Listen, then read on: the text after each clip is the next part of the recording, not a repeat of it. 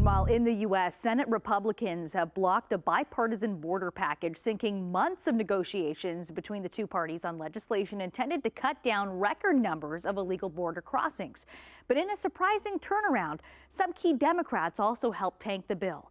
All the chaos began when former President Donald Trump asked Republicans to vote against it on the campaign trail. We just hope they can come to yes, and we will have the second vote if the first vote fails. We want them to pass the border bill, and if they vote against border, America will know who is for fixing the border and who is not.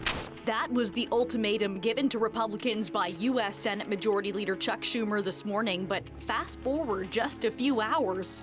On this vote, the yeas are 49, the nays are 50. 3/5 of the senators duly chosen and sworn not having voted in the affirmative. The motion is not agreed to.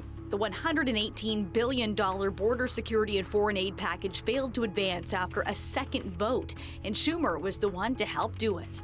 You're seeing the messy sausage making, the process of democracy play out. Senate Republicans have been expected to tank the major bipartisan deal. They did so on the first vote in a huge rebuke of the deal that would have enacted restrictive border measures and was crafted in part by one of their own members. They have political differences with the bill. They say it's the wrong time to solve the problem, or let the presidential election solve this problem. But the second vote ended 49-50, and it wasn't split along party lines. Key Republicans like Senators Lisa Murkowski, Susan Collins, and even GOP leader Mitch McConnell voted yes, while key Democrats, including Schumer, voted no. The Majority Leader. I move to reconsider the vote whereby cloture was not invoked on the motion to proceed to H.R. 815, and I ask for the yeas and nays.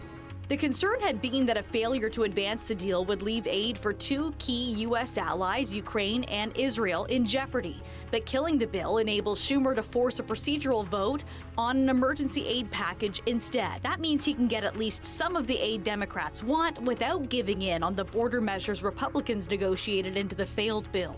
Today's chaos is just the latest in a series of political blunders to come out of the U.S. Senate and House. Yeah, on impeachment, last night was a setback, but democracy is messy. We live in a time of divided government. We have a razor-thin margin here, and every vote counts. In a stunning defeat for Republican House leadership, a vote to impeach the Homeland Security Secretary failed last night. On this vote, the yeas are 214 and the nays are 216. The resolution is not adopted. GOP House leaders claimed Alejandro Mayorkas committed high crimes and misdemeanors for his handling of the southern border. The vote failed with 214 in favor and 216 against, including 4 Republicans. I think the principle is very clear that Mayorkas did not commit a high crime or misdemeanor. I've answered this question before. I'll gladly answer it again. The allegations are baseless, and I'm focused on the work, which was what brings me to Las Vegas today. Moments after the failed impeachment vote, House Speaker Mike Johnson was also unable to pass a standalone bill with billions of dollars in aid for Israel.